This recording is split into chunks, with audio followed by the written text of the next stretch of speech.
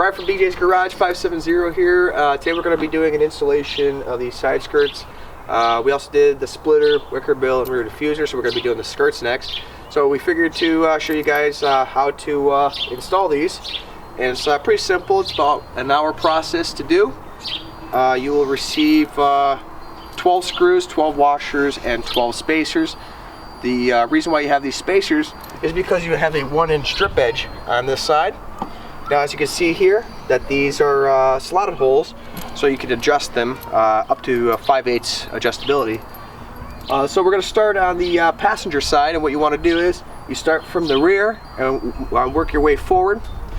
The tools you'll need is a impact with a 10mm socket and another 10mm socket with a ratchet.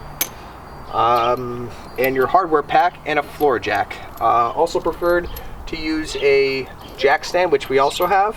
So we'll get this thing up in the air, and then we'll show you how to mount the first side. All right, so we have the car jacked up with the jack stand up here on the subframe. So again, you always use a jack stand or a tire or something, so the jack doesn't fail. So we're going to use this as a backup. But we have the jack here on the actual mounting location, this little hockey puck in the back. And when you actually receive your side skirts, they actually have a cutout channel, so you'll be able to slide it in this area so it holds the back end up of the side skirt. Like again, we're going to start from the back end, this screw first, and then we're going to work our way forward, and we got one last one over here, but this is the first screw you're going to do over here. So we're going to put the side skirt in a position and show you what to do next. Alright, so as you can see, we have these little cutouts here. This is meant for to clear this little plastic belly, and that little hockey puck is still there, so basically just loops around it so be able to hold the rear in position.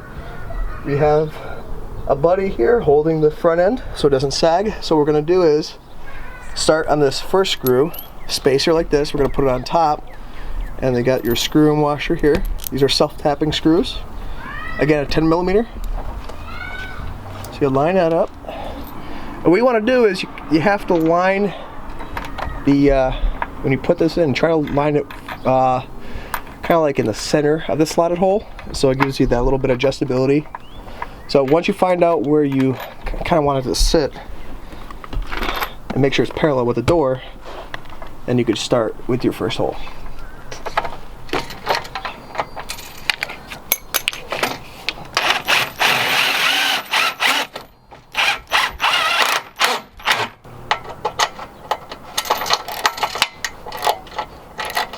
Like I said, once you get the first one in, it'll hold the rear up so you can start working your way forward. So the next one will be here, here, and then all the way forward. So it's the same process. You put your spacer in. So we're gonna work on the second one. Same thing. Put the spacer up top. Get the washer and the screw. Now sometimes you gotta just apply some pressure here. And once it's started, you can just use the wrench as normal. Make sure you get it straight.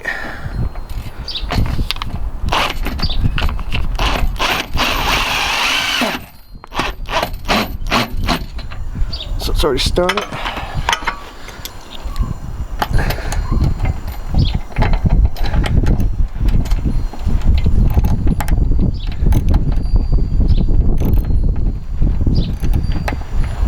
Now you don't want to over tighten these because they are tap screws and you're going into metal, so you don't want to strip them. So ideally just try to use the impact to get it started and then use the wrench to crank it down.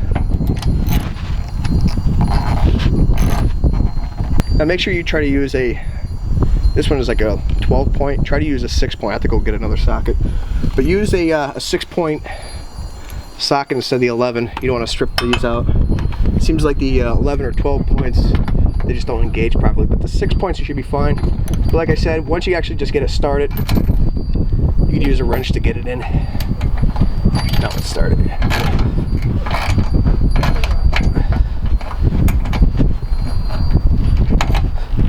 So I'll show you something too. To actually get these kind of aligned, what we want to do is kind of make sure your body line, if you look down this way, that the skirt is parallel with the door. So in this instance, we have to bring out the front end just a little bit. This is why it's always good to have an extra, little extra help. So again, start from the back and work your way forward. So what we're going to do is we're going to move this out just a little bit to get it parallel, and then we're going to start on the third screw. Now don't tighten anything, don't torque anything down until all the screws are in. And once you get it seated where you want it seated, then you can go down and torque in the same sequence, starting from the back, going to the forward. So if you can see here, what we did here, there's like this little flange that's in the front of the side skirt. The reason why we put that there, so we could tuck it underneath this factory little splash guard here. The reason why we have it flared out like that and have it tucked behind there is so when any type of air or water comes off the tire, it doesn't trap directly behind here or cause any type of vibration. So this kind of just pushes the air and the water down its normal course and not have this thing start shaking. So as you can see, we have all the hardware except for one in the rear all done here in a line. So what we do is just do this last one in the rear, hole number 6, and we should be done with this side and we can start on the next. Alright, so again, to actually get these aligned so there's like no waves in here, you have to kind of like just go through here and adjust them so they're not just too tight. So as you can see here, you still got your jack point exposed, and right here it's also channeled out to accommodate for this plastic here. So what we're going to do is going to go through the alignment of these, loosen some, tighten some, and to try to get it as straight as we possibly can with no waves. So just make sure you go over here, make sure that that you don't over tighten them, and just go outside the car, make sure that it's actually aligned with the body line. That way you can actually adjust it if you need to while it's loosened. Once you get actually in a position where you're comfortable with, then you can go back and tighten them. So for right now, we look like we're good on this side. We're probably going to come back and adjust them a little bit, but we want to show you what to do on the other side. It's pretty much the same process. Again, use the jack stand and the same jack point as this on the other side, and should be in business. Again, it takes about an hour. Not really that bad. Again, we got a new socket on there, new 10mm, and yeah, looks pretty good. So again, same process. You have that 1-inch strip out jet on the other side, so make sure you put the spacer in first, put the screw in, get your impact. Remember, try to get as straight as possible and aim for the middle of the hole.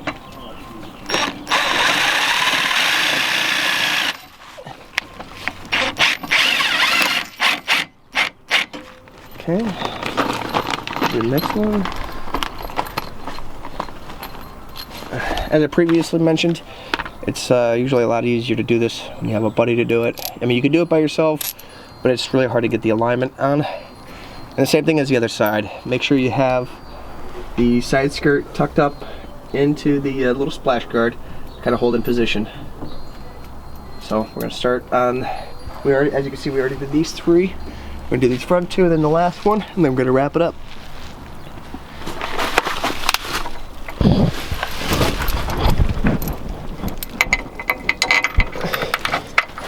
There we go, through the spacer.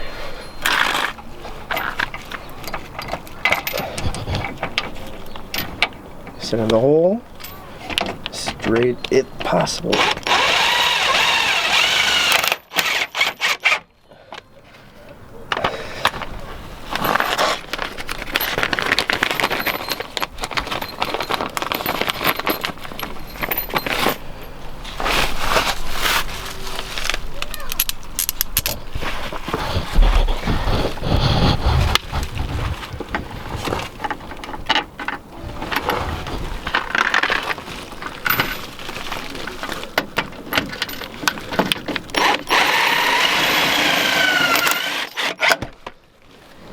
Alright, we'll button up that rear and we'll show you what she looks like. Almost done here. As you can see, we have it just about lined up with the door. We just have to go back and just verify. Make sure we go back and forth and make sure it's parallel. And once it's on the ground, you can see if it's level or not, if there's any type of blow or anything. There's a little bit here, so what we're going to do is try to loosen that screw up a little bit. Other than that, I mean, it came up pretty nice, tucked in the corner real nice.